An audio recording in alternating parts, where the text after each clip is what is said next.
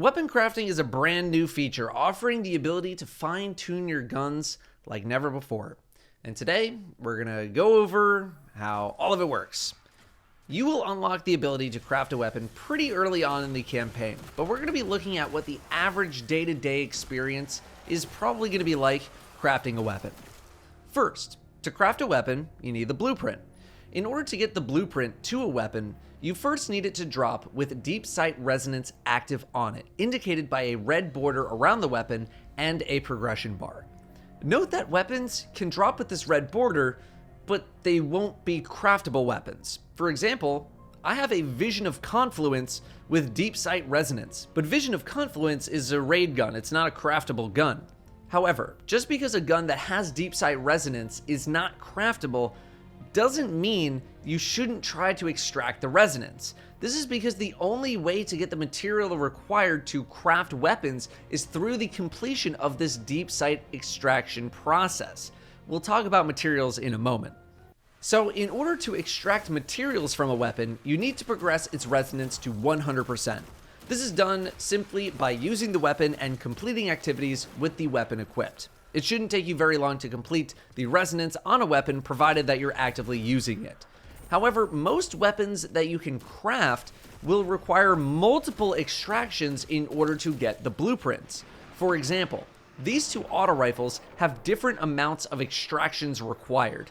Come to Pass needs 2 extractions, and Sweet Sorrow needs 5. Meaning you'll need multiple copies of the deep sight versions of the guns in order to unlock them. But you can only extract a gun one time. Once you extract, the deep sight resonant effect goes away and it turns into an ordinary gun, which you can then do whatever you want with. You'll need to then find another copy of the gun in deep sight form to keep progression on the blueprint rolling. You can find progression of blueprints by going into your Triumphs tab. Once you finally do have the blueprint, it's time to craft. Go to the Enclave and open up the crafting menu by selecting Shape. Then select the weapon that you want to make. You'll choose its intrinsic stat, which at level 1 is just the default. At higher levels, you'll be able to increase a specific stat, sort of like how Masterwork weapons have a stat increase. Next, you'll pick your 2 minor perks. These are barrels and magazines, stuff like that. Next, you'll pick the 2 traits, aka major perks. The base version of the perks cost neutral element in order to slot.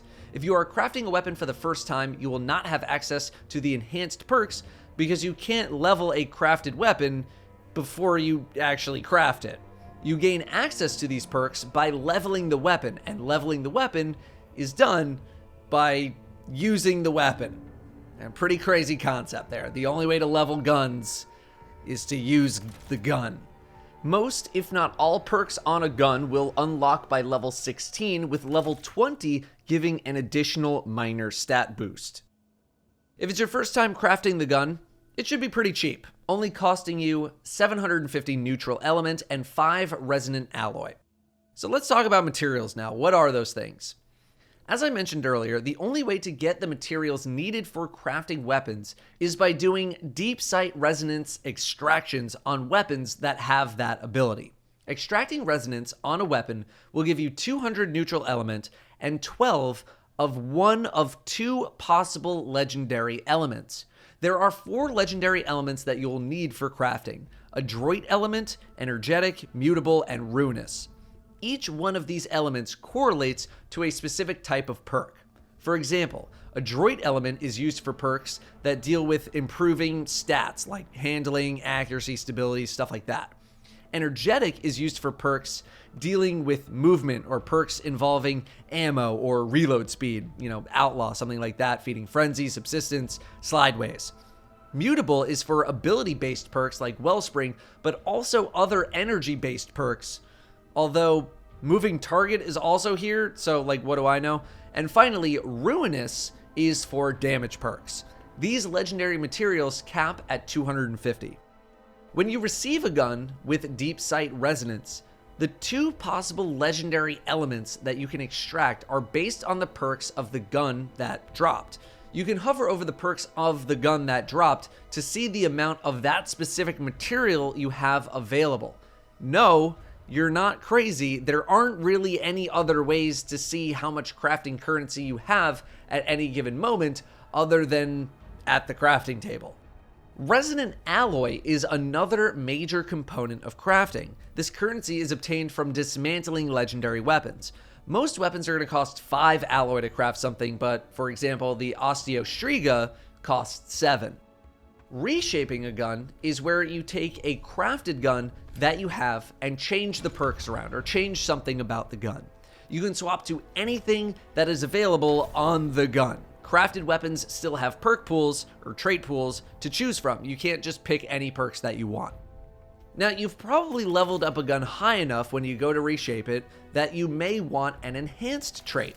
Enhanced traits are like traits, but they're enhanced. They also are enhanced in their cost, in that they are very expansive. For example, an enhanced trait will cost you significantly more neutral element and also an ascendant alloy, which is basically an ascendant shard, but it's alloy, and it's for crafting. Ascendant alloy can mainly be earned from the weekly campaign mission that you unlock when you get Finch to rank 13, and also Master Mode Wellspring, which is unlocked at Finch rank 18. The frequency of which this material drops is unknown from both activities. I had one person say they got 2 in 3 runs of the campaign mission. I had one person say they got 0 in 4 runs of the campaign mission. I had one person say they got 0 in 6 of Master Wellspring. Difficulty does not appear to matter. This information might change in the future when we have more data. Otherwise, you can get Ascendant Alloy from Rahul once per week for 400 legendary shards, and you can also get one from the Gunsmith at rank 16. The most amount of these you can hold is 10.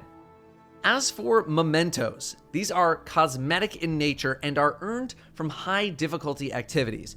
But since they don't affect the gun in a gameplay sense, they're purely cosmetic, I'm gonna just kind of gloss over this for the time being. As of the launch of the Witch Queen, you can only get a memento from Gambit.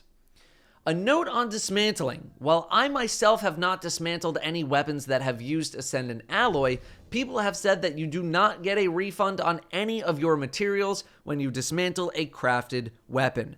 Considering that there are no refunds when you reshape a weapon, this does not surprise me. The only thing that you will get is Resonant Alloy, which is obtained from dismantling legendary weapons. That's about it. I thought there was going to be a bit more to weapon crafting, but that is really about it in terms of the mechanics of it. Farming the materials for weapon crafting is going to be a bit more laborious than I think most people first anticipated, but otherwise the process is get blueprints, get materials, shoot stuff, reshape, and you will have a perfectly crafted weapon in no time. I hope that clears things up. Thank you very much for watching, and I will see you next time.